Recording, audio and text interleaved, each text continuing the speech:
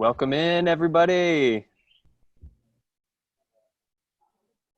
Welcome in, welcome in. Make sure the first thing that you do is check out the chat at the bottom of your screen.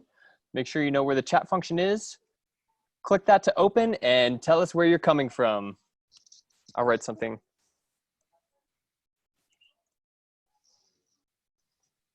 Yeah, tell us where you're tuning in from. Would love to hear. We're super excited. We have Ken, myself, Scott, Calgary, Canada. Hey, Jennifer, welcome in. We're gonna get started in about 10 minutes. Got some Californians from Texas. All right. A lot of Americans. North America. Got Malaysia in the house. All right. This is good stuff. So make sure as we're jumping in, we're saying hi in the chat. And I also want to make it available to you that if you click on the participants button, you will see a raise hand function or somewhere around the bottom of the screen where you can raise your hand. Make sure you're familiar with all of these. I see Sylvia's raising her hand. Rosanna raising her hand. Okay. Yeah, great. Elmer. Okay, awesome, guys. I saw that some of you are super active in the Facebook group, and we've been in there checking everything out, listening to your stories, hearing your questions, and we're really excited for this call. Okay, UK. What time is it in the UK? It's what, 6 hours behind? I know some people had some issues in Central European time because they said it was the middle of the night. 3 a.m. Yep. Well, thank you for being here. That's dedication. We love this. I'm keen. And yeah, part of the benefit, of course, of being on this live call is that you have the opportunity to speak one-on-one with Ken. If you have a question and you have a situation, make sure you're looking over to the chat and using the chat. User admin, I am in Lake Toba, Indonesia. Yes, indeed. This is so cool. We're all over the world. Ken's in Japan. We have some other folks on the team over in Portland, Oregon. Very cool. Very cool.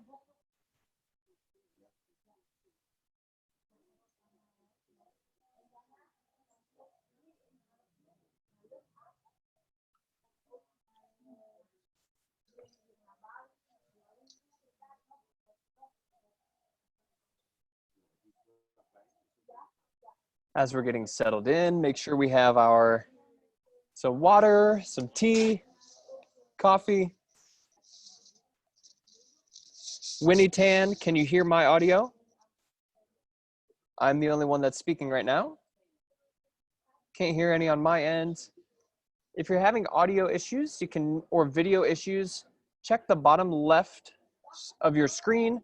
There's a little microphone and a little camera, and there are little arrows like this right next to them. You can click on those arrows and find where your sound source is coming from.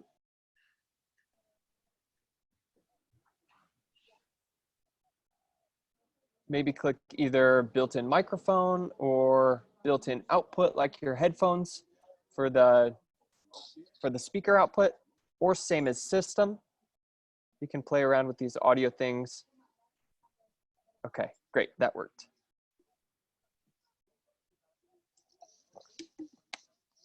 Lisa, Columbus, Ohio. I went to Ohio State and lived in Columbus for 8 years. Good to see you. Okay.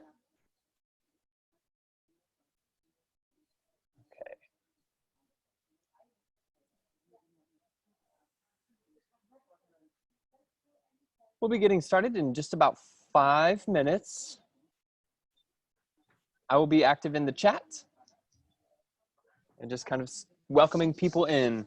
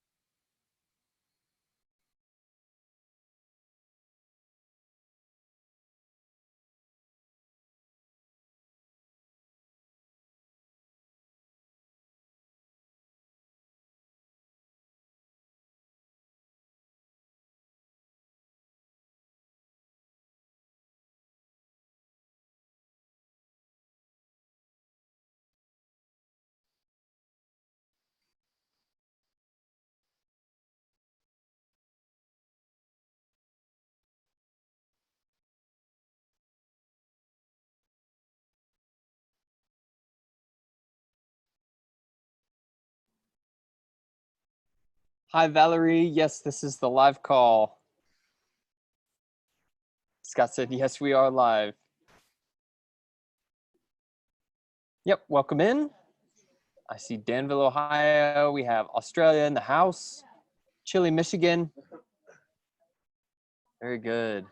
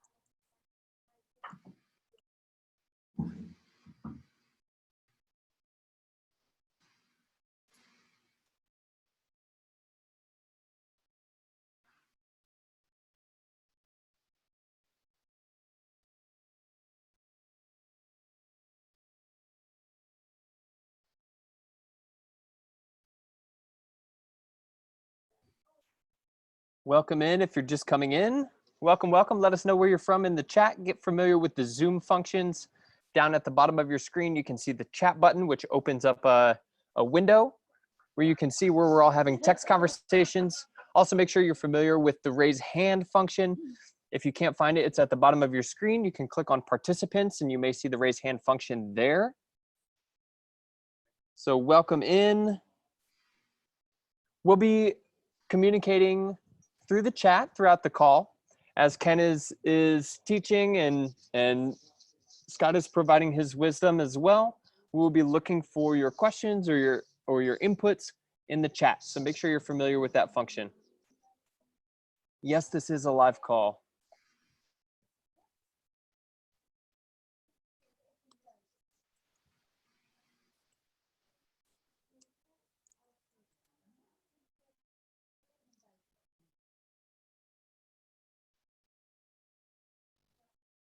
Also, I want to highly encourage you, if you do have the capability to have your camera on, of course, we would love to see your bright shining faces and engage with you with the camera on. So especially if you want to jump on and have a conversation with Ken and Scott, make sure that your camera is on. We will prioritize those who have their cameras on.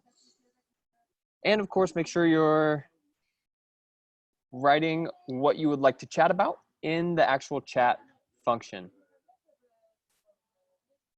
The raise hand function is so we know that you would like to get on camera and have one-on-one coaching. So we're going to get started here in just a minute.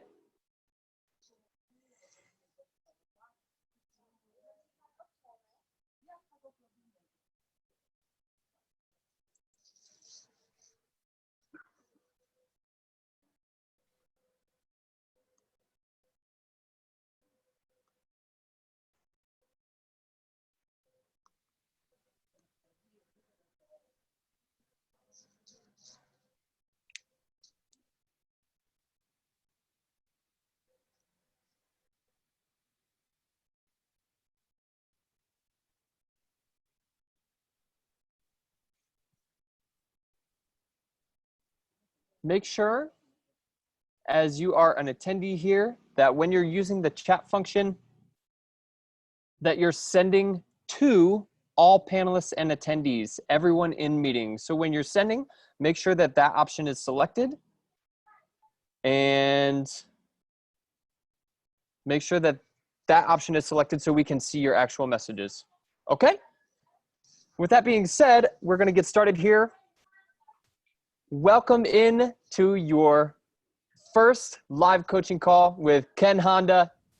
We're so excited for you to be here. We have a great night scheduled for you, a great day, great morning. I'm going to pass it over to our friend Scott Mills, and he will take it from there. Welcome in. Hey, thanks, Austin. This is so exciting. Welcome, everyone. Those of you who have been in the quest already know I'm Dr. Scott Mills, and I've been kind of hanging out with a lot of you on Facebook. My God, there's 2,200 people already in that group, and you guys are just on fire. So we're so excited to join you as we change the way you relate to debt tonight. We know this is a big topic for so many people. Something can really feel like a heavy weight, almost feel inescapable. And this feeling can stop you from moving forward in your relations to money. So we've got an amazing call planned for you tonight. Before we jump in, I want to say thank you to all the people who are making this course possible. Our amazing Mind Valley team of Steve Allen, who many of you have been interacting with on Facebook. And then of course, Austin, who's going to be facilitating for us tonight. I also want to say arigato to James from Team Honda, who's here to support us. And a big arigato to each of you who are choosing to make your relationship to money more loving, free, and happy. And of course, a huge thank you to my friend and the reason we're all here, the amazing Ken Honda. Hello, hi everybody. Thank you, Scott. Thank you, Austin. I'm so happy and excited that at this time of the whole world big change, we can get to do this. This few months is going to be one of the most memorable time of our life, because you know what's happening in the world and what's happening inside you as well. So I'm so happy to assist you in this process of big change. It's going to happen very soon to all of you. So be prepared and let's have fun. It's like a roller coaster ride. The bigger this up and down, the better and more fun. So let's get started. Beautiful. Thank you, Ken. Before we jump in, we just want to give you a little outline of what's going to happen tonight on this call. So for those of you who've asked, this call will be about 90 minutes. We might go a little over for folks who need some extra coaching. It just depends on how we're doing. First thing we're going to do is Ken is going to teach us some powerful ways of working with debt so that it becomes an ally rather than an enemy. Kind of an amazing way to think about debt. I'll be teaching you a simple but powerful way to retrain your brain to stay resourceful when you think about debt. It doesn't help anybody to get small when you think about it. So we'll teach your brain to get big and resourceful instead.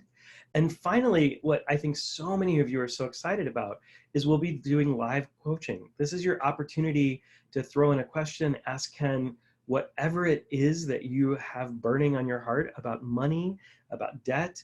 And we're going to do this in a way that the first part of our coaching will focus on the topic for tonight. And the second part will kind of let you go all over the place to anything you want to ask. And what we're going to ask you to do to make that possible is reach out in the chat and say, hey, I need some coaching, and let us know with a sentence or two what you'd like that coaching to be around. Austin and James will be helping organize that. And what we're wanting to do with you is, the reason we're asking you to be on video is if we can pull you up on video when we do that coaching, we'll get a whole lot more information and be able to help you a lot more. So if you're somebody who's in your bed, I know it's 2, 3 a.m. for a lot of people, that might not be the best thing, but it's okay. But if you can be on video, it will really help us. So that's our map for the night. Before we jump in, we actually wanted to get just hear a little bit from you guys of what's happened so far in the course, because we've already seen some extraordinary things happening. We've heard people having big transformations even from the very first couple days. So if there's a couple of you who want to share 1 or 2 sentences, if you can raise your hand, and Austin and James will pop you up on our screen. And those of you who want to just put something in the chat, we'd love that. And as soon as we're finished sharing, we'll jump in and start talking to Ken about that. So let's see. And Austin, I don't know if you want to tell people how to get on the video, because I think there's a lot of folks who are having some questions. Yeah. So let's try this first. Teresa, I'm going to allow you to talk. Teresa, are you there? Yes. Hi. All right. Hi. Are you able to use your camera, Teresa, or no? Yes, I think so, but I'm not sure because I've already changed the camera setting. It's on, but I don't think you can see me, can you? No, we can't, but no worries. Let's just get a sentence or two of what's going on for you, Teresa. We're excited to hear from you. Right.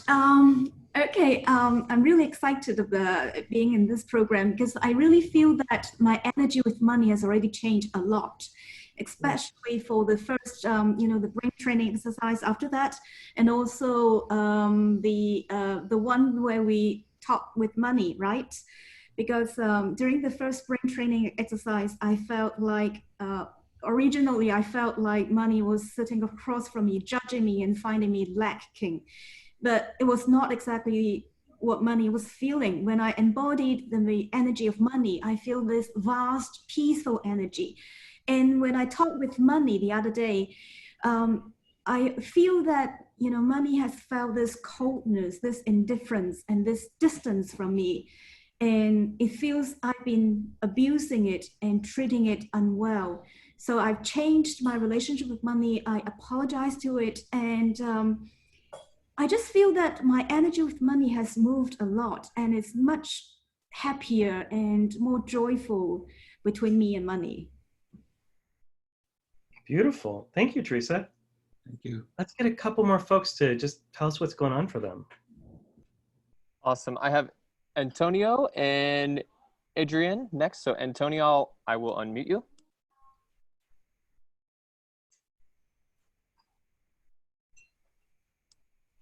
Antonio, are you able to talk? Let's just move on to the next person. I love it. As Austin's getting this set up, the chat is just exploding right now with people saying so many things that have happened for them. Yeah, I can hear. Antonio? Yeah, this is Antonio. Okay, great. Yeah, we can How hear you you. guys doing? Thank you very much. My experience is very quite simple. I used to get mad every time I paid something, and since day one, I just start changing the way I do things, and I smile when I pay something. It's amazing, and I feel thankful for all things that happened to me in these 3 days. It's amazing. Just imagine the picture of me. I just put the camera off, but every time I pay something, I just smile and say, Arigato, thank you, gracias.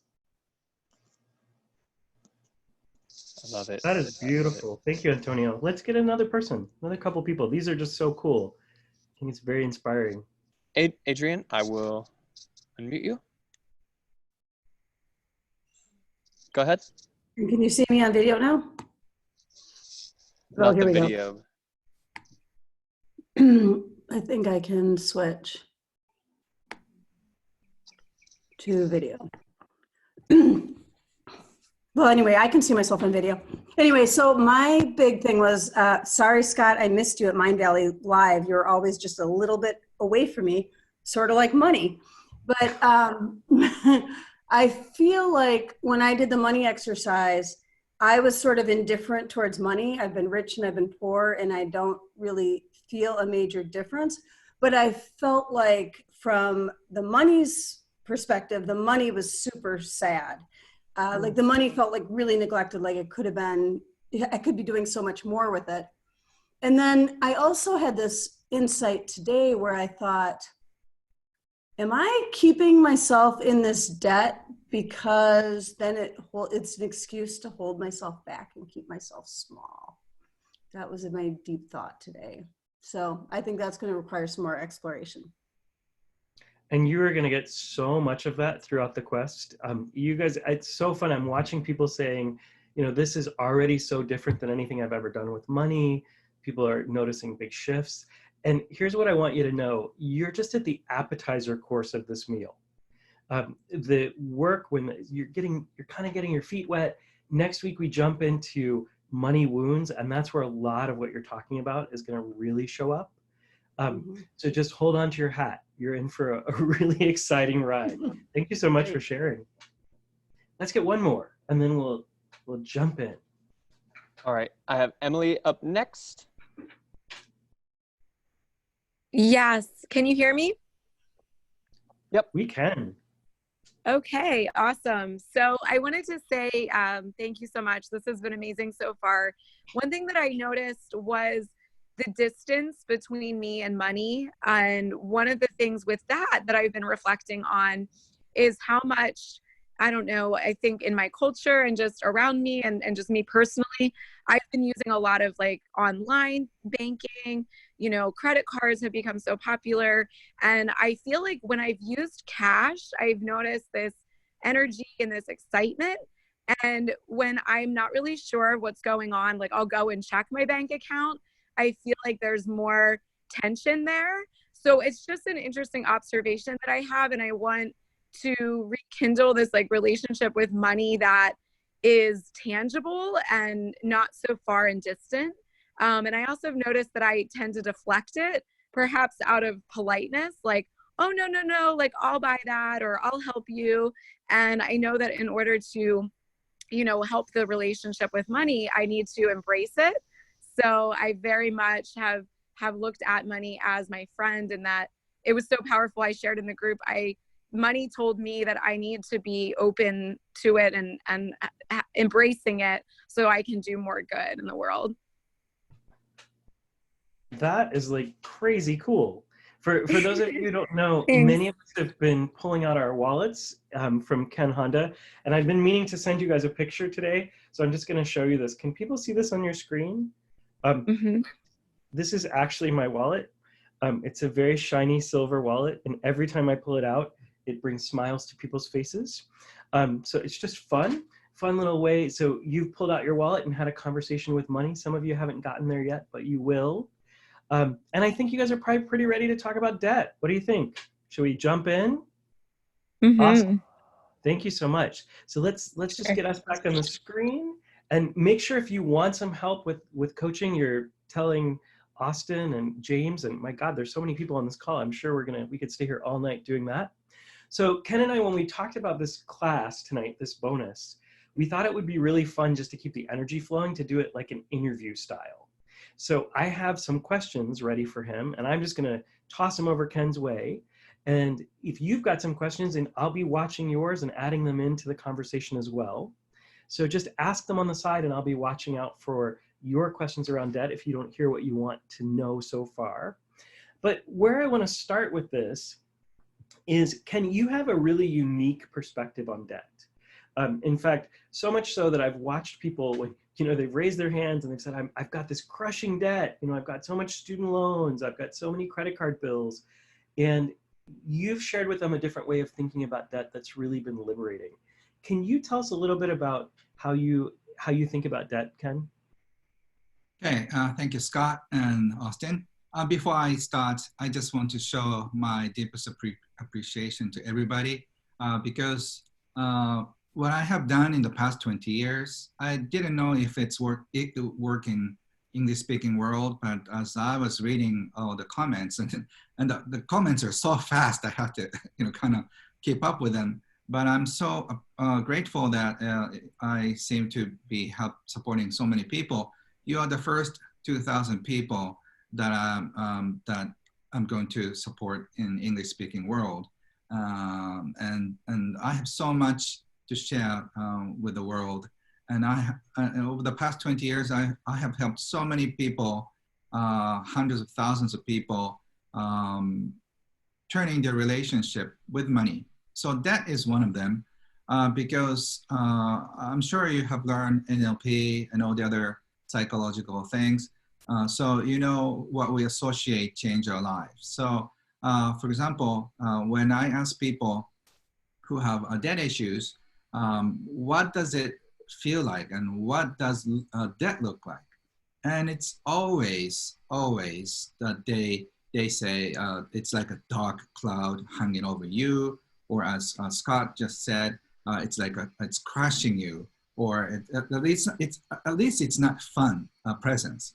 So overall, what's in common is that people feel debt as a burden, as a scary figure, almost like a ghost, or somebody who's like a robber, the bad guy who's going to just harm you in a very bad way.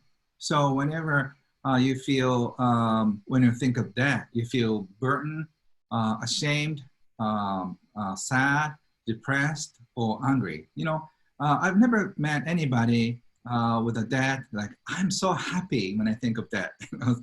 All the time, it makes you feel negative feeling. And I wonder why. It's because of one simple fact that we associate debt with negative feeling. And as I said it, it's very simple. So if you can take a look at that in a totally different perspective, you can be happier. At least you have no heavy feeling around debt. So, I can tell people if they have debt or not, because I can really feel the energy. And if they are their heart open, and then if they are lighter, they're usually doing financially okay. I was in a cab one time, and the driver said, he said, I can always tell if the customer, the passenger, has money or not. And I was very curious because I had just a torn down t-shirt and a short. So, and I didn't have anything in with me, just myself. No bags, no expensive bags. Oh, I don't have expensive bags anyway. But, and I kind of tried to test him. So I asked him, so what do you think? Do you think I have money or not? And he said, of course you have money. And I said, oh, what? And he said, because you have the right air, And I got very curious, and I asked him, what do you mean by that? And he said, if you are in financial trouble, you have hurrying air. I can't really translate it into English yet, but I hope I make myself understood. The people who just always rush. So the people with that have this, oh, I have to call, or I have to do something, very busy. But people with a lot of money, or people with a good work or financial stability, they're not in a super hurry, or they're just relaxed. And then the air around them has money, is what he said. And I'm sure you can relate to that. People with debt feel like some kind of uneasiness around themselves or about the future. So I have helped hundreds of thousands of clients and thousands personally by asking what kinds of things do you associate with that? And usually a scary monster or dark something. So today, with Scott's help, we are going to transform that, what is in your head, to a happier one. So I always suggest to take a look at that in a totally different perspective. So you say you have a debt. That's probably a debt from your family members or bank or some kind of institution. Could be a mortgage, it could be a college loan, it could be just a credit card debt. Probably like those are the major ones. And people think that's a burden in their life, and it's a dark clouds. But why is that? And also, why is it that people have shame around it? Especially for North American and European people, when they have that, they feel so ashamed. And also I think Chinese and Japanese and other cultures too, we have also shame around that too. So as long as we have shame, negative feelings, and all the bad feelings around that, we cannot really face it. So the funny thing is, I've written about money EQ types, the spender and compulsive money makers. And oftentimes people who go into debt are big spenders. That's why they go into debt to begin with. But up here, they know they cannot spend, they shouldn't spend more money because that way they'll be more in debt. But the fact that they don't want to deal with the debt makes them more overspender. So unless you start facing what's in front of you, you cannot really turn around. So today, I want you to take a look at that. Oh, it's interesting. The sun is shining. It's so beautiful. So, so if you take a look at that, something else, at least not dark clouds or just heavy burden on you, I suggest a few things you can choose.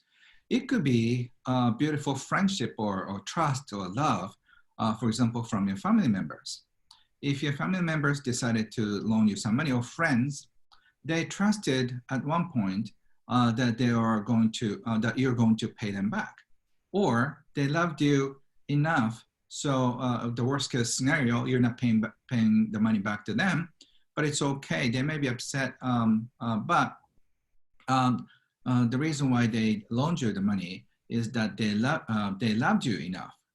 And also the banking institution, they didn't love you, but they trusted enough from your credit history that you're likely to make certain money.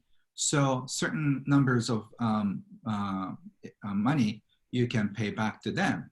I think it's a big trust. So they trusted you enough so that you can pay back. I think it's a beautiful thing. You know, somebody trusted you strong enough. They had faith in you that you're going to pay back. And if you just take a look at this trust as a beautiful energy, instead of just looking at it as like a monster who's going to eat you up, you probably feel lighter. So I suggest we're going to take a look at that in a totally different way. And if you start doing that, you just come out of this trance that that is a scary monster who's going to crush you. Instead, you can have that as your special guest, special house guest. And then the dead can help you so many things, because with that, you could go to college. With the dead, you could buy a house. With that, you could go to a restaurant or attend a seminar or travel, with all the things that you couldn't if they didn't let you borrow the money. So the debt is not a bad thing. It's just it could be a beautiful friend if you just reframe it in your head. I think Dr. Scott Mills, Scott was going to probably help you a little later. But right now, I just want to suggest new ways of looking at debt like that. I can talk more, but I think I should shut up. My mother always used to say, I talk too much, so I shut up for now. Oh, you're not talking too much at all, Ken. People on the chat are just excited about what you have to say. I want to ask you a couple follow-up questions, though, because this is like, people are going, wow, this is so great. I already feel lighter. They're excited.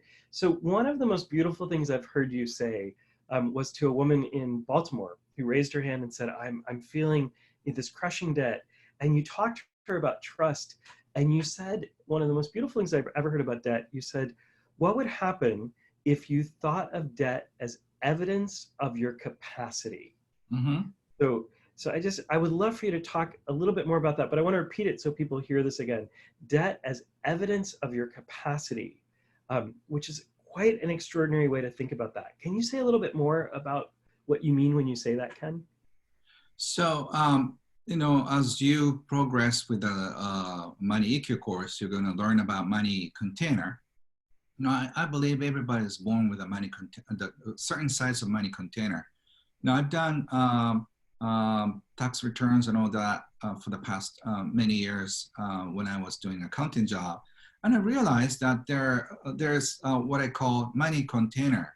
Even if you are the same age, same college background, or same very similar background, some people make 10 times more than the other ones. They are as smart, but I think something is very different, and I think it's a money container, and that is what I call money container enlarger.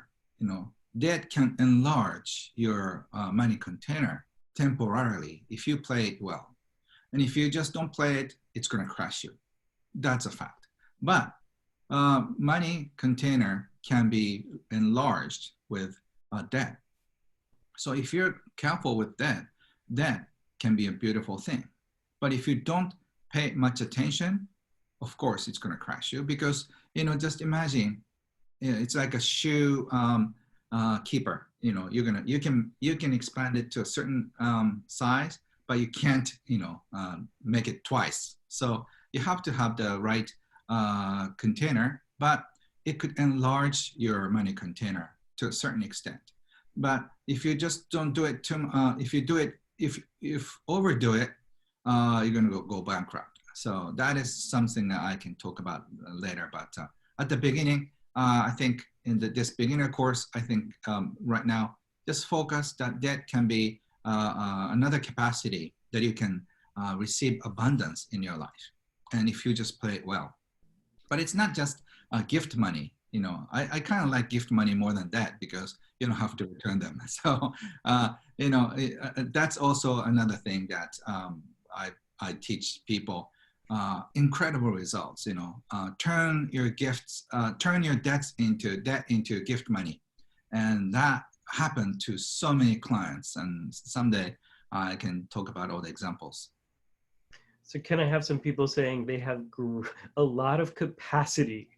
They have a great big capacity because they have a lot of debt. So I want to ask a couple of the follow-up questions I'm hearing from folks. Yes. One of them, so it's funny, my grandmother and many people in the US say that house guests and fish should only be in your home for about 3 days. And then they should be on their way.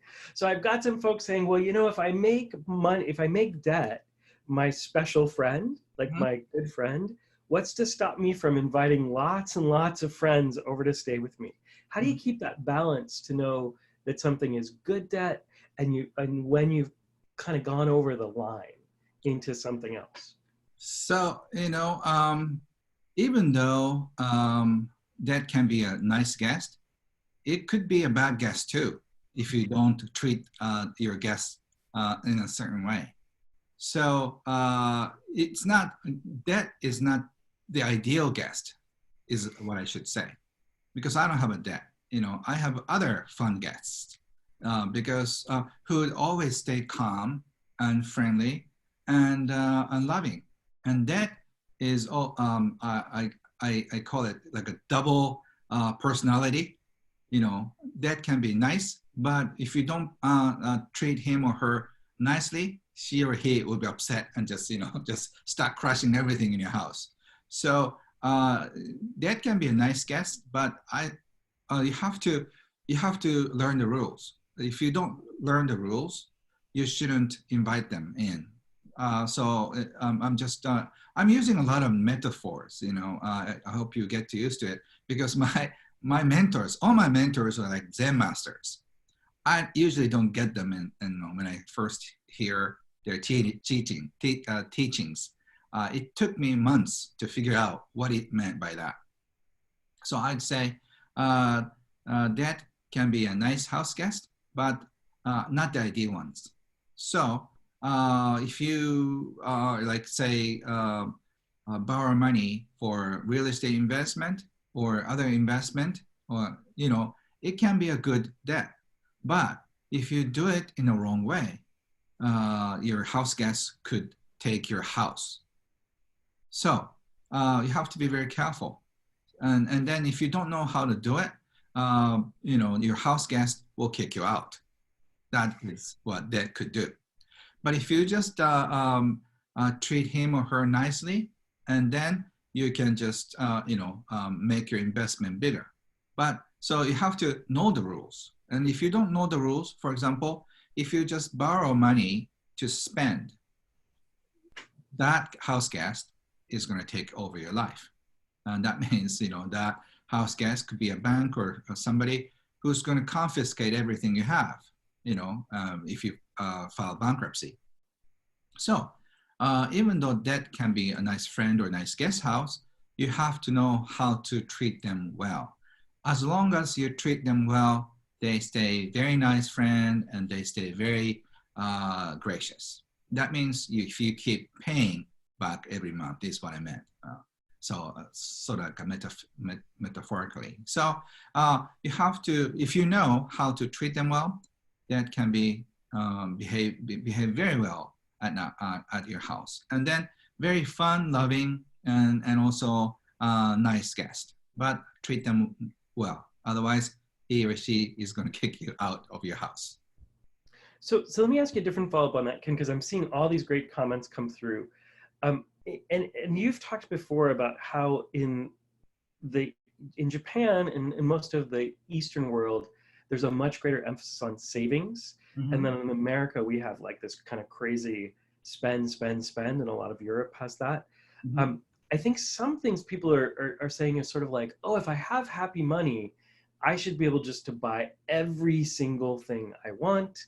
I should be able to take out loans and debt to be able to have the great big car. And that's not actually the perspective that you hold. There's a way that you talk about what is a luxury and what's a necessity, which I think is one of the rules here. You know, as people are thinking about taking on debt, is this something that's an investment that will come back to me?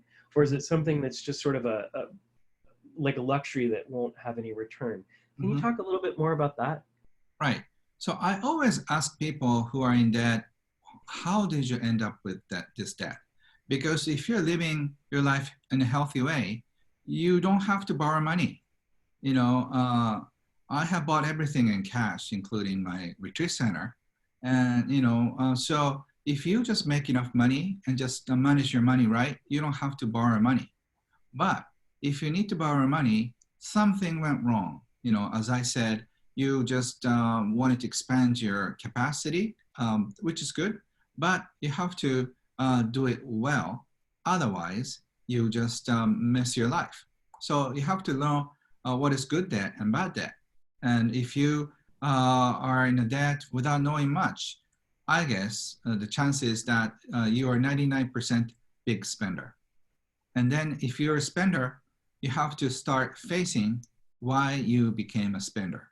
And unless you have to face, unless you face with the fact that how and why you became a spender, and you need to kind of turn your lifestyle around, you'll be in debt forever. It doesn't really matter how much you might, how much you make or how much you have.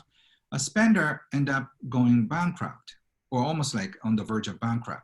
So I have a friend who makes $1 million in income, but he doesn't have any savings, and because he's a big spender. So money EQ is super important in this regard, because unless you deal with money in a happy way, you always end up not having and start worrying. And so that's, I think, how you have to face with that too. Great. So I want to like speak to this a little bit because I know that folks haven't gotten all the way through the course yet.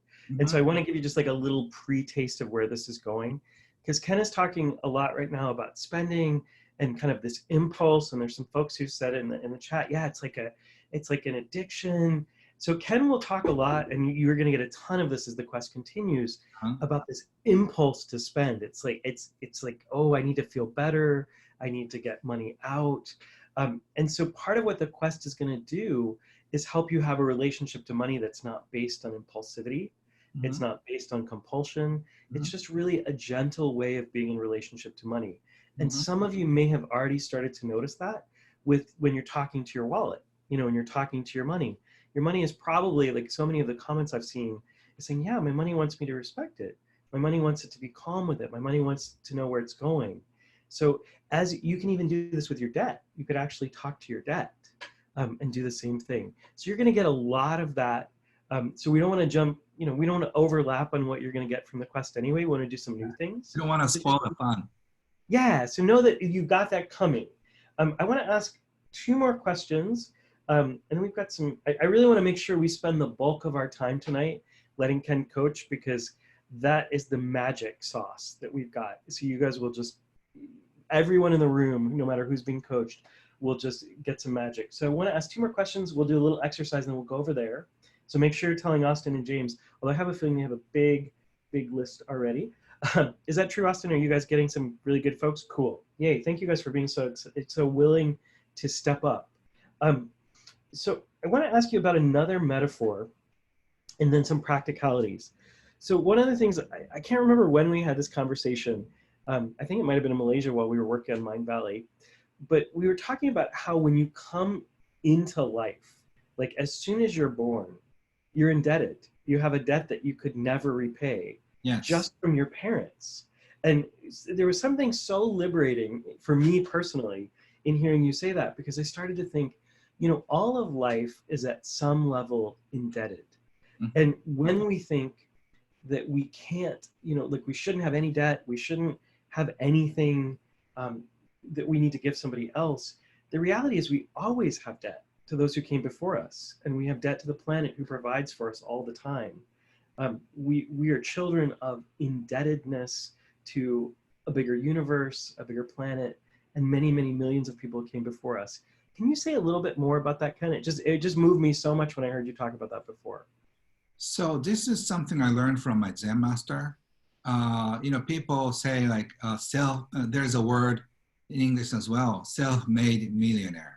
Nobody becomes a self-made millionaire. To become a millionaire, you have the help of at least thousands and hundreds of thousands of people paying his company or her company. So that's why he or she became a millionaire. And I'm sure he or she had some help with creating a business. So nobody is a self-made. And when you come to look at your life, for example, when we were born, our parents, or even if we didn't have parents, somebody took care of us at least for 3 or 4 years, or it could be more. Otherwise, we couldn't survive. So, and when you take a look around your infrastructures of the country, you know, electricity is there because somebody built power plant, and also the wires, and also the house and everything. So I think we feel like we are independent, but we're not. We are indebted to so many things. So for example, all the things in my room, mostly a lot of them are handmade. And so I can just say who made this, who gave me this, or this was made where, because somebody did something, like my clothes, or you know, everything is done by somebody. So when you start counting how many people helped you without your knowledge, you know, we are so indebted, and I'm sure we pay them in terms of money to reward them, but we're indebted to them anyways. So when you think of that, I'm just helping so many people, but so many people help me too. So we're in the flow of helping one another. If you feel that, you know, magic cycle of life, I start sounding like Disney World and Disney movie, but I think we are, you know, we eat because somebody or animals give us a life, even vegetables, you know. So if you just take a look at what's going on in your life, like we are really indebted. And then when you start just being enlightened about just, wow, I thought I was independent, but I'm not, you know. So we are in this cycle of giving and receiving. And after the Money EQ course, I think you'll get this mini enlightenment, like, wow, we're in this cycle of giving and receiving.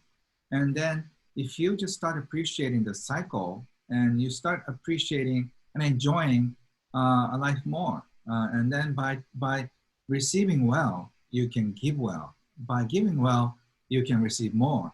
So like even a little thing you receive gives you tears, and then even the little thing you give to the world, or to your friends or somebody, you feel the joy, because this $10 or $100 or $1,000 you're giving away, or in exchange for something, is giving you joy.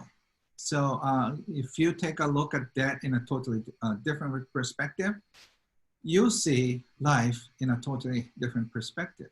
So it's almost like a Zen practice. Look at everything from a different perspective. And then you go like, wow, wow, wow. And as you do more, your financial situation also changes too. That is a miracle of my teaching. And I'm sure I see some of them are already experiencing, but it's interesting because the more you appreciate, the more energy you can receive. So you're receiving so many ways. You're receiving just a plain thank you, arigato, by words.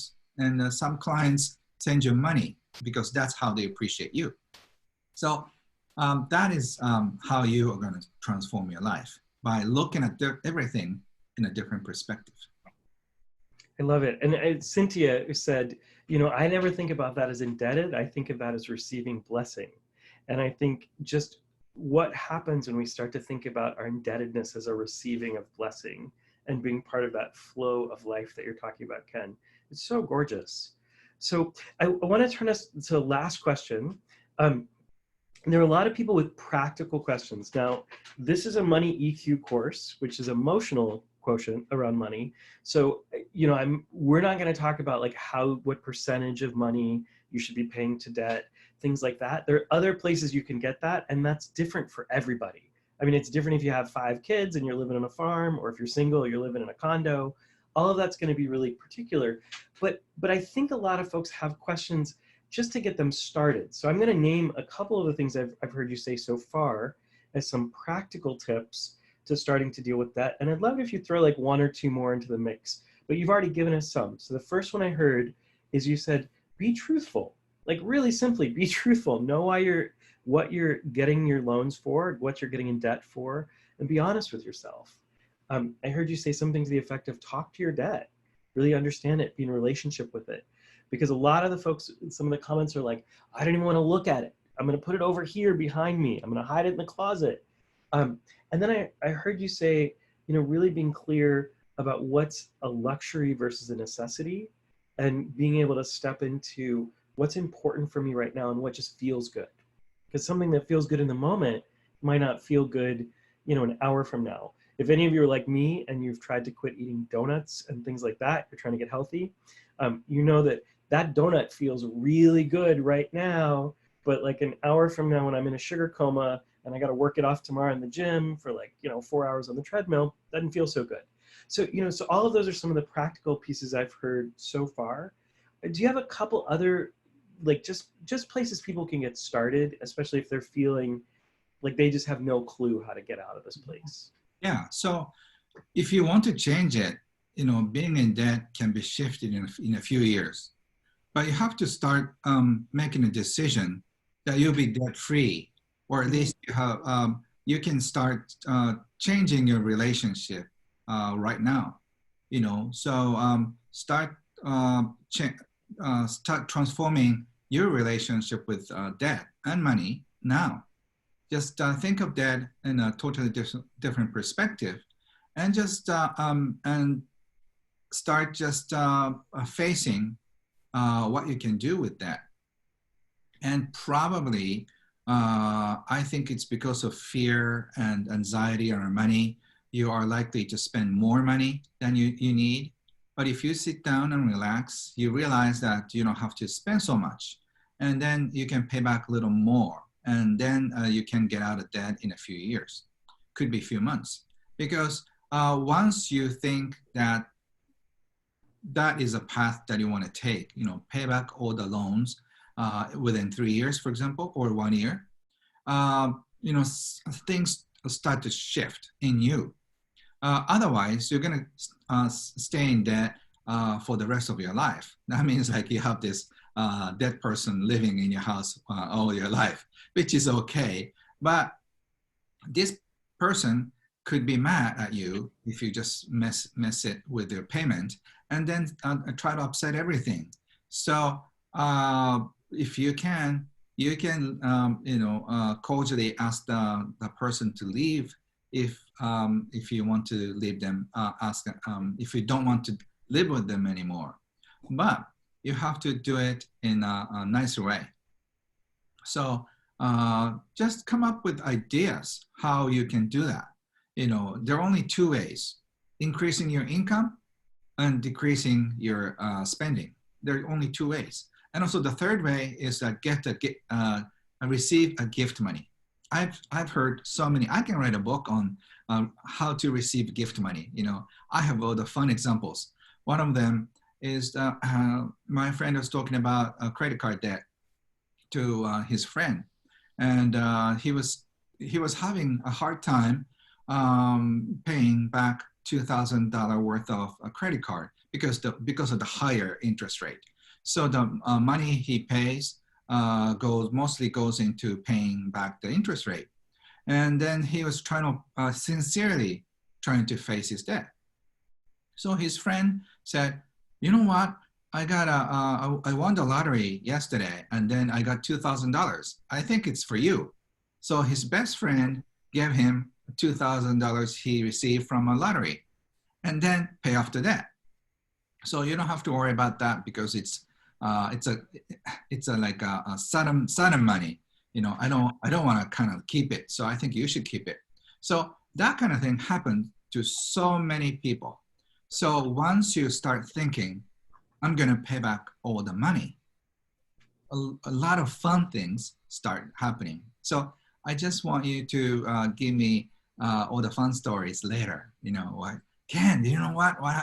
Can you believe what happened to me? So at the party, wherever I go, I always have a few people approach me.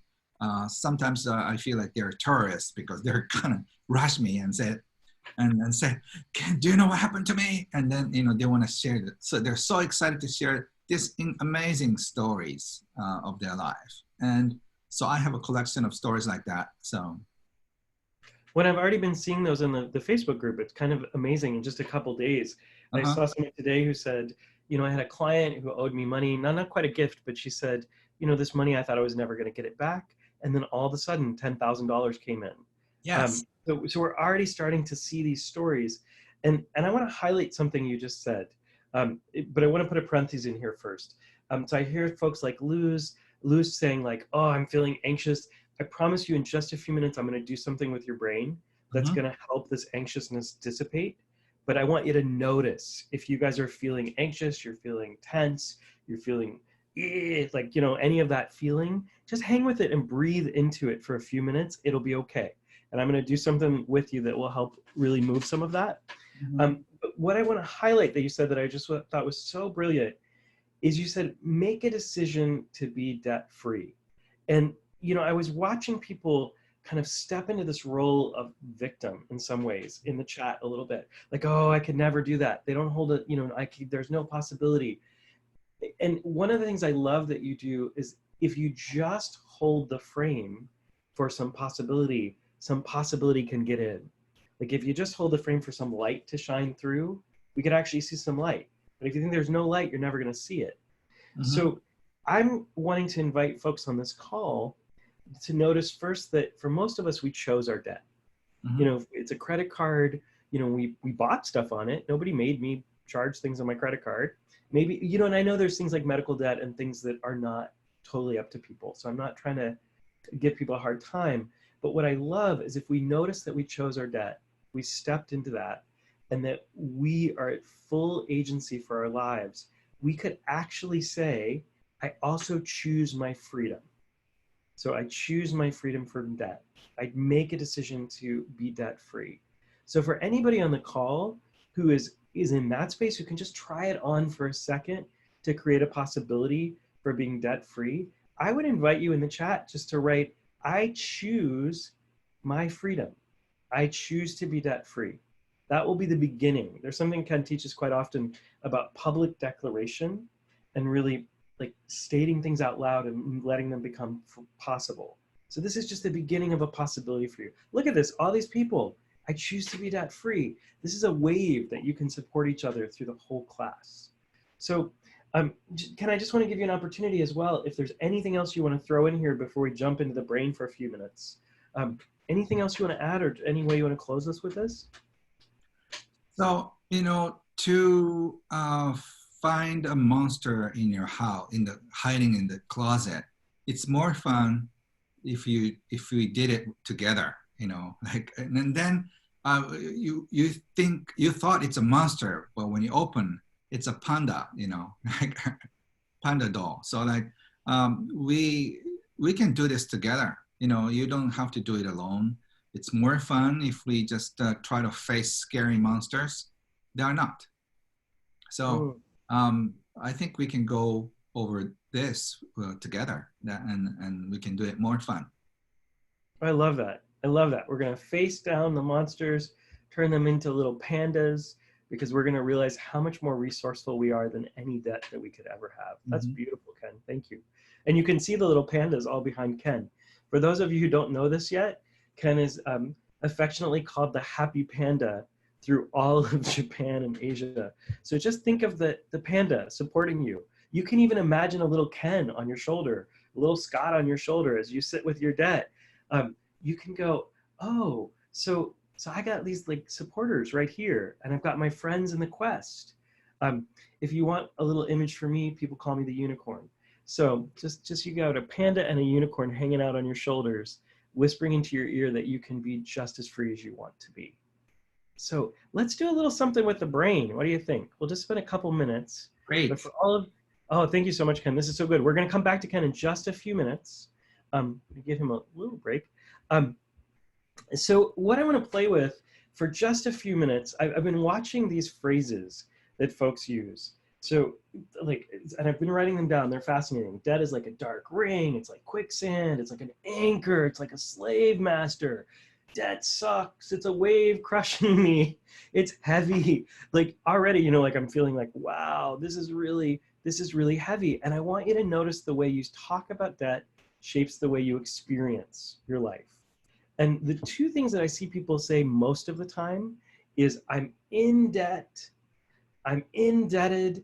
And every time I hear somebody say that, what I usually hear is the equivalent of I'm in prison. I'm in prison.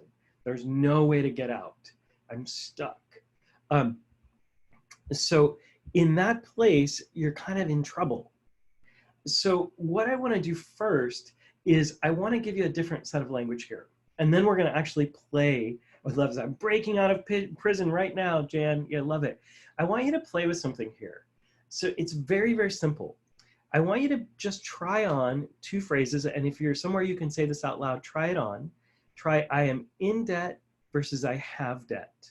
I am in debt versus I have debt. And maybe notice like I have debt could be something you carry in your purse, your pocket. It feels very different. In many of the Romance languages, instead of saying I am afraid, we say I have fear. I am lonely, I have loneliness. And I noticed when I was studying French and Spanish when I was younger, that this felt really, really different to me when I started to play with that. So that's the beginning. The language we use actually shapes the way our brain interprets the world. And that's something for you to be thinking about all the time. Is this language supporting me in creating the reality I'd like to?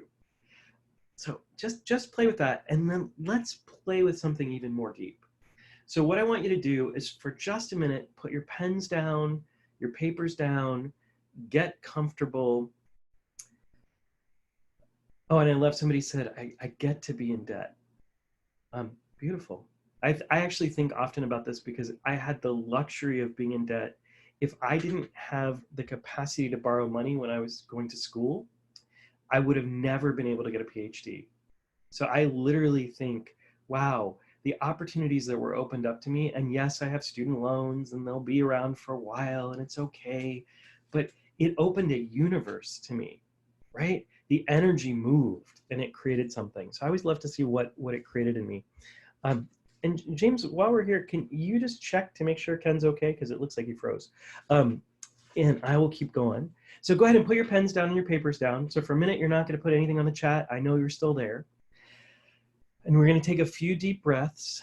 And I will create, oh, there we go, he's back. And I'll create this as well in an audio for you. I just was playing with this for you so that it'll be in a standalone form in the quest itself later.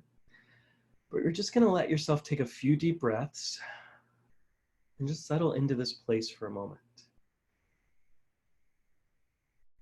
Let yourself breathe in and out. Noticing your breath breathing itself. And for those of you who this is the middle of the night or very early, I just want you to notice as each breath you take, it can actually energize you as you breathe in and out, letting your full awareness come into a single breath in and a single breath out. And what we're going to notice is the more that we can inhabit our breath, the more that so many things feel very, very small, because we can be present just to this moment. And what I'm going to invite you to do is let yourself feel the palm of your hand, your left hand, first your left hand, and notice if it's warm or it's cold, if it's tight or relaxed. And just ball your hand, your left hand up in a fist as tight as you can for just a second, and then release. Just let all that ease, the blood come back to your hand. And while keeping your attention on your left hand, begin to imagine a time when you felt really resourceful, when you were strong and you knew you could do anything.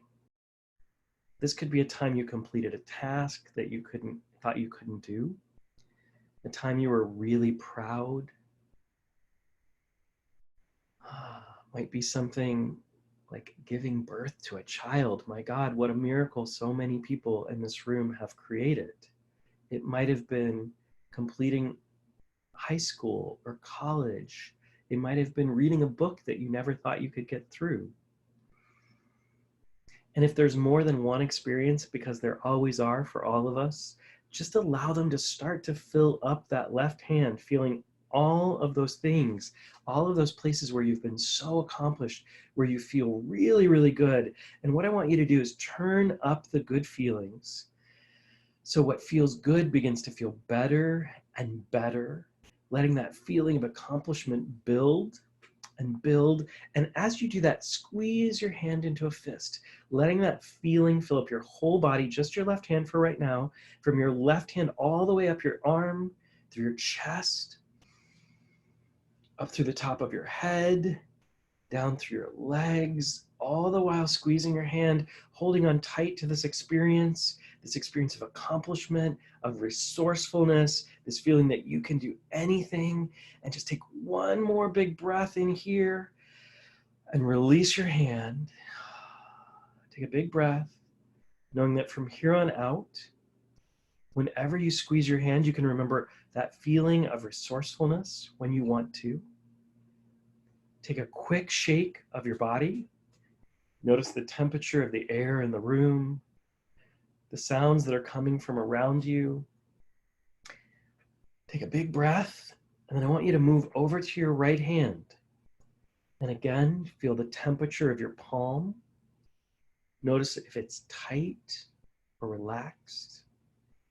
And again, make your hand into a fist and let yourself release. Take a nice little breath.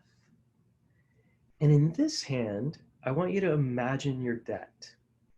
Whatever kind of debt it is, and you can pick these apart one by one, or you can do them all together. And you might notice how it makes you feel as you simply put the experience in your hand of perhaps student loans or credit cards, mortgages, personal loans, loans to friends and family, all of that stuff. And you might notice first how small debt feels as I look over it, as you look over it in your hand, in relation to the rest of your body. You got a little handful of debt. All of it can just sit right there. And then notice how small it feels in relationship to the whole of your life. There's so many things we make so big. And then a year from now, 2 years from now, you don't even remember that they happened. They're just a momentary blip on the radar. And while you look at your right hand, I'd like you to imagine that the debt you're holding in your right hand can all become black and white. Just all become black and white. So if it had a color, which it probably did, just let all the color drain out. And if for any reason it was moving, simply allow it to become still. And then simply imagine that the material that this debt is made up of is light and easy to hold. Perhaps feathers or paper You might even notice the feeling in your hand as this gets lighter and easier to hold. You might notice how interesting it is how you can separate how you feel from debt when you hold it lightly. And then what I want you to do is, while you hold this lightly, go ahead and squeeze just your left hand again, that resourceful hand. Let all of that resource, all of that feeling of expansion, all of that feeling of possibility begin to move up through your whole body, up through your arm, up through your chest, through your head, down through your legs. All of this resourcefulness, all of this bigness, all of this possibility. And notice simply how much bigger that you are than your debt. Take a breath here, and when you're ready, I want you to take your left hand, the resourceful hand, and simply let yourself close that hand. You can start to put it over your right hand. Let it move further, closer and closer, until your hands simply come together. The resourcefulness encompassing your debt, your bigness, your greatness, your strength, your capacity, all of that moving through your whole body. So much bigger than any debt that you could ever hold. Just let yourself take a few breaths here and let this settle in.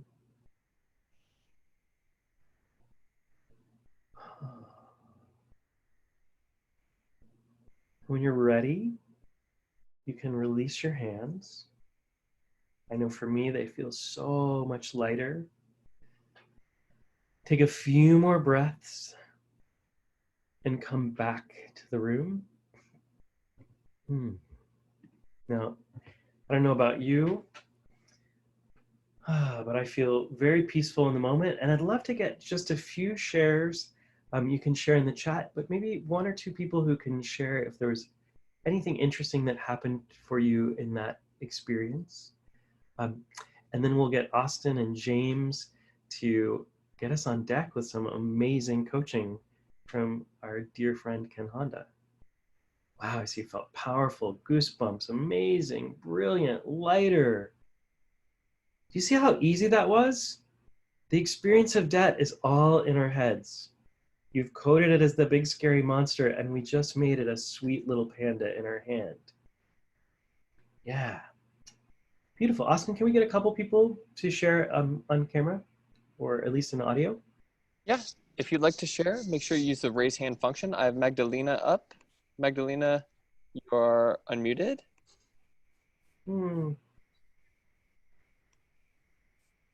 Should be, at least. Yeah, and Yeah, while go she's ahead. getting, Go oh, ahead. we got you, Magdalena. Please tell us what you noticed. Hi. Do you hear me? We can hear you. Okay, yeah, I'm glad really to be here.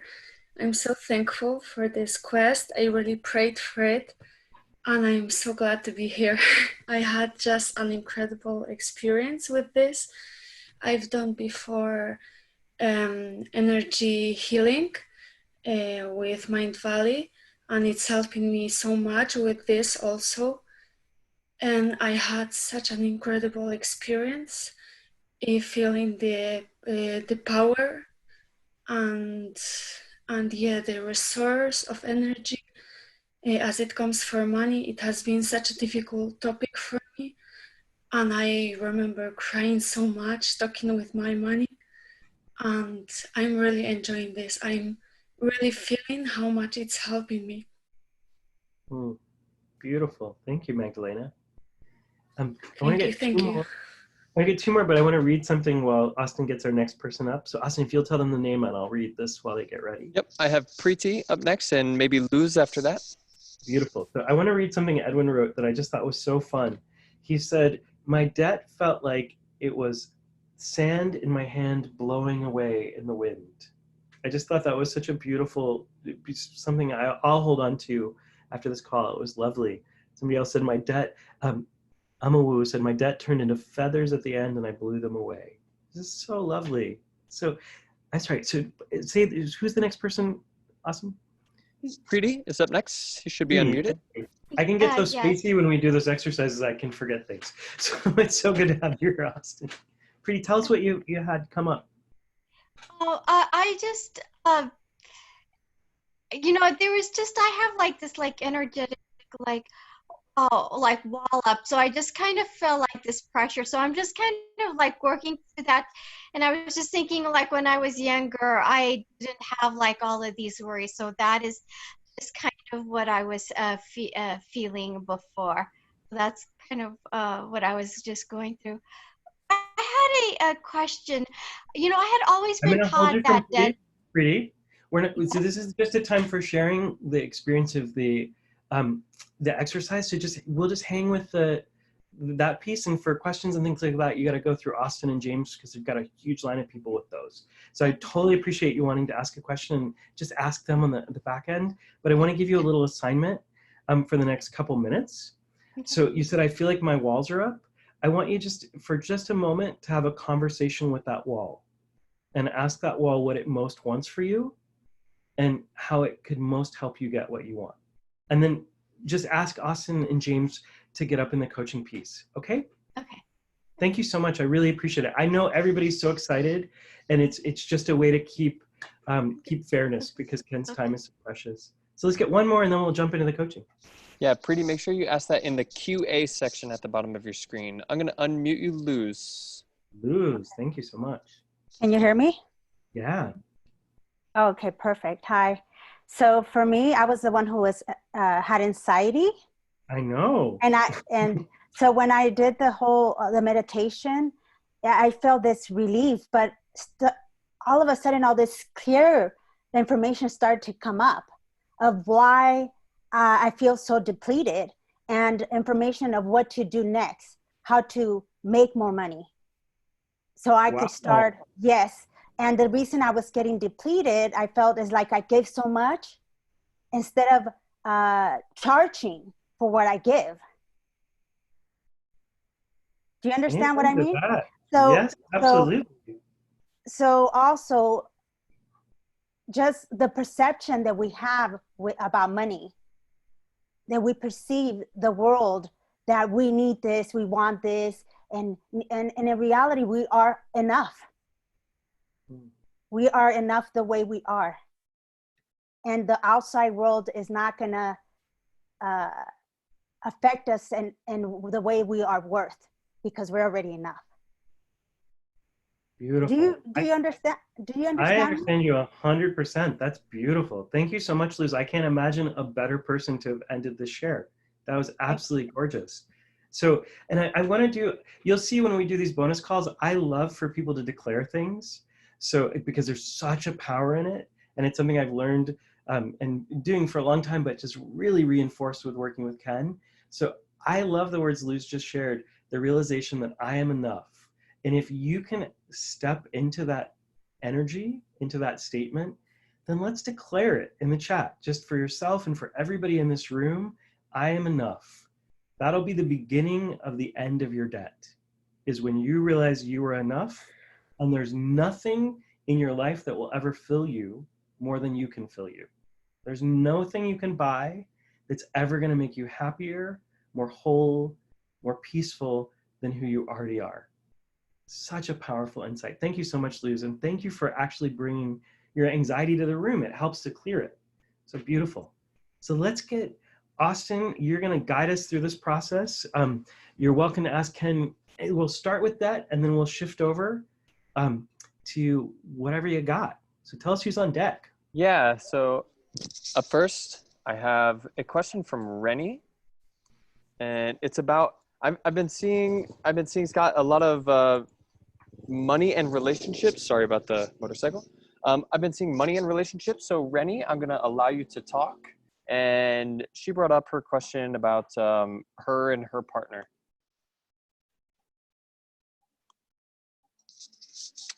And James and Austin, if you can send people a little message if they're on deck, it'll help them be much more ready. And for those of you who are on deck, if you can open your camera, because it will literally change though if we can see you, there's a lot more we can perceive from you. Mhm. And it's also Hi, really can you hear powerful me? to allow yourself to be seen. Thank you so much. I Yeah, don't Rennie? think I can open my camera, but can you hear me now? Mm-hmm. Great. Thank you so much for letting me ask this question. I've been working on abundance blocks for quite a while now, but my husband, who I love dearly, has a very different energy around money and debt from me, and he's an incredibly anxious person. He's the kind of lovely person, kind of a nutty professor who loses his bank cards and his keys, and he never knows where anything is. And I feel that over the years this energy has really kind of worn me down a bit, and I think I've become myself and a lot more worried. And I'm just wondering ideas on how to deal with this kind of opposite forces within a relationship. Okay, can I answer now? Okay, hi. Hello, Rennie. How are you? Hi, I'm fine, thank you. Yeah, thank you so much for asking this question. I have done a lot of couple counselings in my career. And what's interesting is that different people are attracted to one another and they decide to marry or just stay as a couple. So if you think your husband is absent-minded with money, would it be a big enough reason for divorce? Or it's not Hi, that? sorry. Okay, No, hi. it's not. It's definitely not. Okay, that's good news. So if it's not a huge thing, you know, that's something you kind of have to put up with it because he's not going to change. Do you think he's going to change? Ooh. I think he wants to. I think be much lighter about stuff and much kind of not have this anxious streak that worries him a lot. And I think he would like to change, but I think he doesn't know how. Yes, and it's realistic to think that he's not going to change. So you have a choice of getting a divorce or accepting as he is. Okay, so it's the latter one, definitely. Okay, so just give him a freedom to worry about anything. Okay. And the funny thing is, like, if you just keep saying, don't worry about it, you know, stop it. You don't have to be negative. If you keep telling him all the time, he's going to keep doing it. But if you give him 100% freedom to stay worried, you know, you can worry as much as you want. And he's going to say, oh, no, I think I had enough. There's this pulling, you know, back Yeah. and forth. If you let go of your hands and then, okay, I love you no matter what. And then what's interesting is that he's going to change. I had the same issue with my wife. You know, my wife is always 15 minutes late for every appointment, you know, either it's a doctor with my date or whatever that is. She's exactly 15 minutes late. And one day I just decided, you know, it's not a big enough reason because for some people, you know, absent-mindedness could be a big reason for divorce. And one day I thought, okay, you know, she's not going to change, so I'm going to give her the freedom to be late. So, you know, I did all the tricks, and I tried to afford it, her watch. You know, at the time I could do that, but she's like 30 minutes late, so it didn't work. So the funny thing is, the second I let her go, and it's okay, you can be late all the time. I just give you 100% freedom to be late. And after that, the funny thing happened. She didn't, she was not late for all the appointments, and now she keeps, a time pretty well. So if you give him 100% freedom to stay worried, and he can just, forget his wallet or anything, just give him that, and then see what happens. Oftentimes, he's not going to change dramatically, but if you by giving him 100% and you live with it, your peace of mind will definitely change. Okay. I'll What do you give that think? a good go. Do you think you can do it? I'll give that my best. Yes. And then just imagine he's this little cute boy who decided to stay worried, And then if you can just imagine him as a beautiful, loving boy who always worried, I think he hasn't changed since then, and give him 100% love and hugs. We'll see. Okay, I will do that. Thank you. And do you feel any different about him now? Pardon? Do you feel any different about him now? Yeah, I think I feel lighter. It's because the finances are so intertwined, and when there's debt and the worry, it's difficult to disengage from his worry and not have that enter my kind of experience of dealing with the situation. Yes, by giving him 100% freedom to stay worried, you're giving yourself 100% freedom to stay worried. So by giving 100% freedom to both of you gives you opportunity to take a look at life in a totally different way. So just stop the practice every day. You feel much, much lighter every day. Okay, I will do that. Thank you. Okay, thank you. So beautiful, Ken. I love, even in the confines of this conversation about enough, it's so much of, is it okay to let your partner be enough? Yeah. Like exactly who he is. For all of us, are our children enough? Are we enough? So gorgeous. So we have, who's up next, Austin? I have Kim that's up next. Thank you. Kim, you're unmuted. Hi there. Hi. Hey. Oh, I'm delighted to be on here to have this opportunity. So my question is around something interesting that came up for me. I think it was on day 2 of the challenge. So we've had quite a lot of money stuff going on in our family. I started working when I was 12. And then when I was 14, we started having financial problems. So I started, chipping in, paying the rent.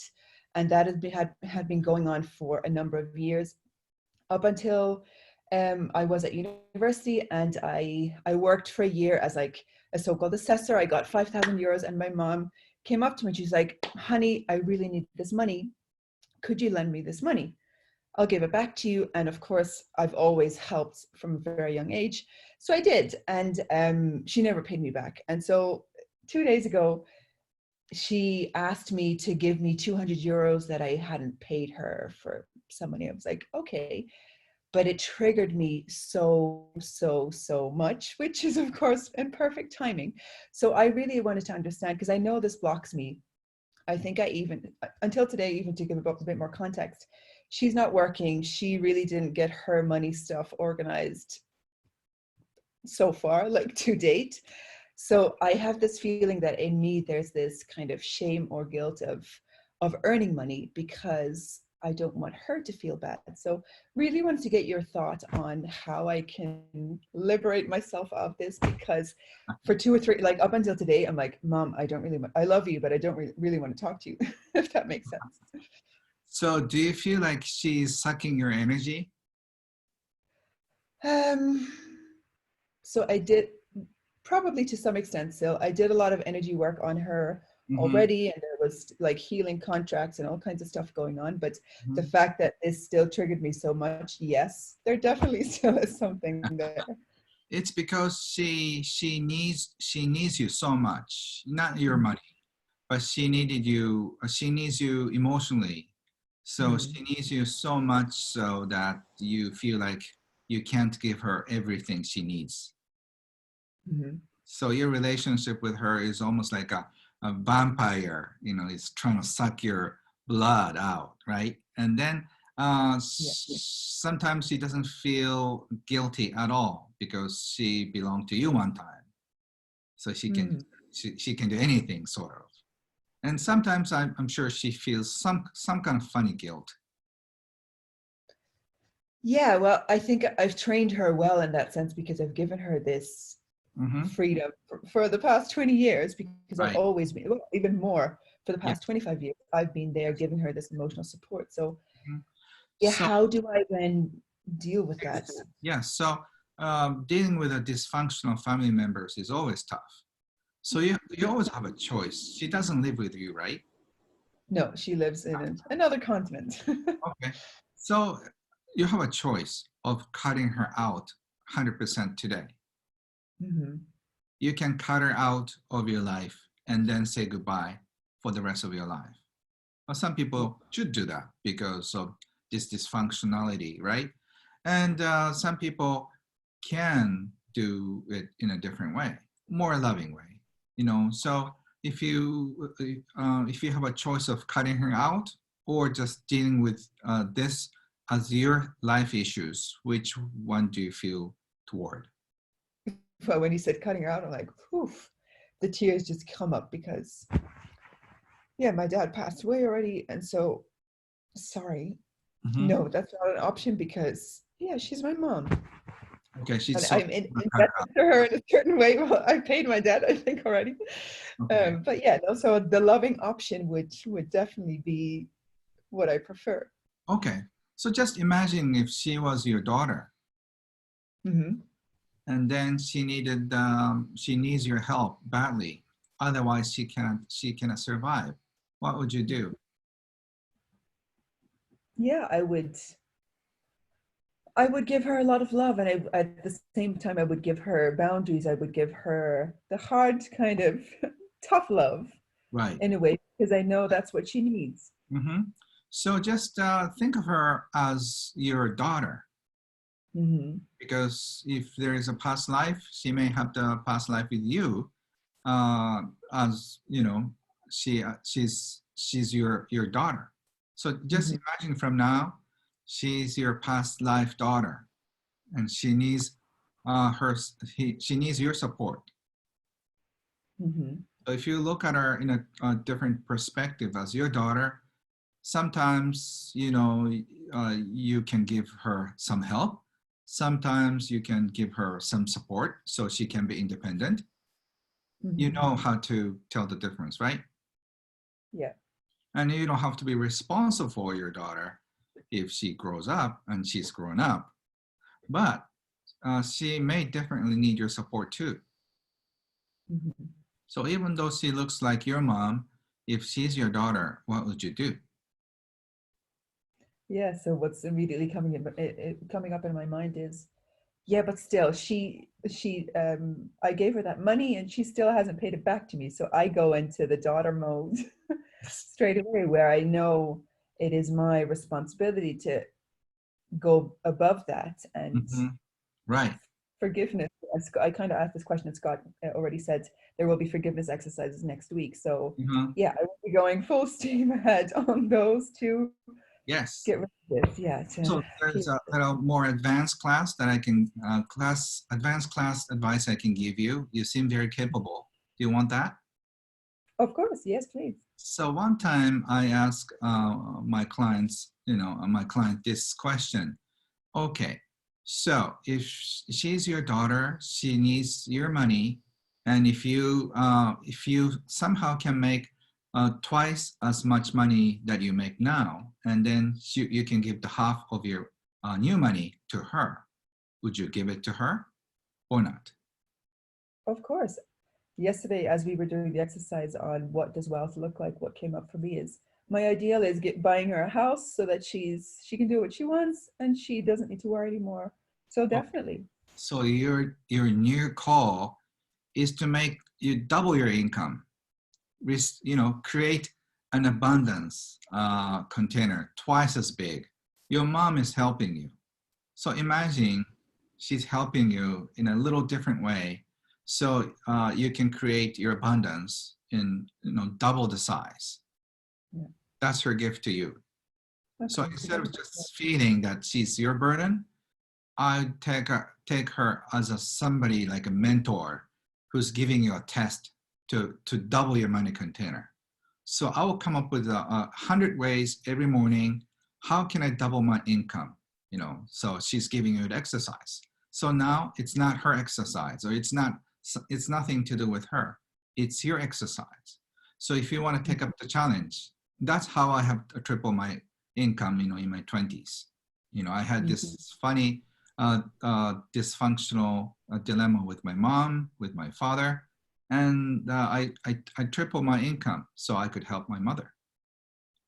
So I started sending her $3,000 US dollars, every month since then. But the funny thing is, she hasn't, when she passed away, she hasn't touched my monthly money, which became like enormous money. So, which made me very sad. But so I think she gave me this MBA, super MBA course to triple your income. So just take that as her tough love to you. Can you double income? And then if you succeed, not only you can help her, after she passes away, you can get to keep this capacity to make double income. This container will always be there. Yes. So just have fun with it. Just if you just think I need twice the size, something interesting will happen. Great. Oh, that's beautiful. How does it make you feel? Yeah, that shifts my perspective completely, because it's so dark, and like all the words Scott was saying earlier, it's like, oh, it's this negative energy. And this is like, yeah, I had never shifted it to, she's actually given me a gift, because even the fact that I've been working for 20 years and I'm 32, I've earned money always, and loads of it. So plenty to come to help her and to help other people. Isn't that fun? That's totally fun. Yeah. So now when you think of your mother, how do you feel? I feel grateful. Great. Good luck. Thank you. Thank you so much. Arigato. Arigato. By the way, where are you calling from? I'm in Vietnam at the moment. Oh, okay. Interesting. All right. Thank you. And let me do a little time check. I know you love this, doing these coaching, and I'm wondering if you have time to go 15 minutes over, because we have a huge line of people. I didn't check your schedule. But why don't we take one more person? Because we can do this some other time, right? Okay, so we'll do one more. Okay. Yeah. Great. Just wanted to check. So we've got Karen up, I think. Karen? Yep, Karen. Hi. Hello. Can you guys hear me? Yes. Hi. So I am so excited to be here. I'm also a little bit nervous that I'm up, doing this Q&A session. So I realized that I'm actually, indifferent money type, with also parts that are, bits of spender, hippie, and warrior as well. So I do have a job, which pays well, and I don't have any major debt. I also have a lot of free time. So I haven't really worked with money so far. And this is kind of the— Congratulations before we even start. I'm sorry? Congratulations. It's beautiful. Oh, thank you. Thank you. And at the same time, I'm not doing what I want to do in life. Like the job is not, that's not my dream thing. And I want to work with my money. So my question was that, with all the money EQ training, as well as the brain retraining exercises, is that enough, or do I really need to focus on, taking the practical steps as well? Like, will just taking care of the money EQ part will make the shifts in life and, make me see these changes? Yes, it will. Because once you start just looking at money EQ part, you just start wondering what you want to do with your life. Because once you want more fulfillment in your life, you start searching for one. So what's interesting with my money EQ course is after or during this money EQ course, people start dating. People will start looking for mates. People start looking for new opportunities for their career, because it's life energy. If you are full of life force energy, you want to love more. You want to be loved more. You want to do something more. So it's almost like freeing your life force energy inside you. So once you know that your basic is covered, right, with what you do, so you have this luxury of kind of like testing out the waters of what you really want to do.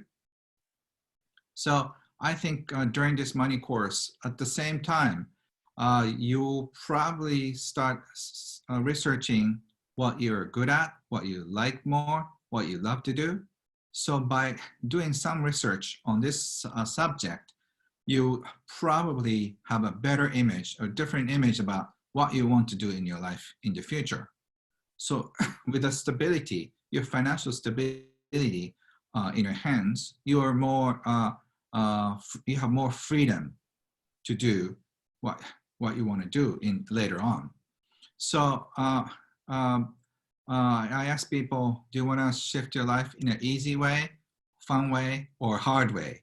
You can do with an easier way. But at the same time, your job could be a golden handcuff. So at one time, probably in the next year or so, you have to make up your mind, you know, do you want to go for what you love with insecurity, or just stay with where you are with security? But that's something you're going to need to decide later. Meanwhile, why don't you just start having fun with your future self, what you can do, and then you decide, you know, to shift probably in a couple of years. Yeah. So you have more luxury from other people, and I think it's a great thing to do. So thank you so much. All my blessings to you. Thank you, Ken. Thank you so much. Yeah. Where are you from now? I live in Rockford, Illinois, but I'm from India to begin with. Okay. Thank you. Namaste. Bye. Namaste. Beautiful. Well, thank you, Ken, and thank you, Karim, and thank you, everybody, for being here. I know folks would love for Ken to stick around for... Can I get the camera back, Austin? Karim, you're going to end their call for us in there for a second. So thank you, guys, everybody. This has been just an extraordinary trip. I know that folks would love to ask Ken more questions. He's going to be back for another bonus call with us I think next week sometime. Check the events section to see the time, because I know a million people asked, what's this in my time zone? Just look on the events section. You can figure it out.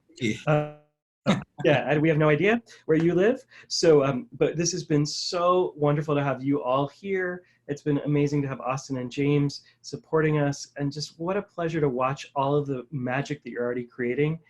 I want you to notice as we end this call how much the sharing that happened both in the chat and when people got on screen actually created space for every single person on this call. So as you notice that, bring that into the Facebook group. Share your thoughts, share your feelings, let us know what's going on. We're actually watching these, and you'll notice we've been commenting a lot for you. So again, thank you to all of you. We'll look forward to seeing you soon. Bye, guys. Thank you so much, everybody. See you very soon.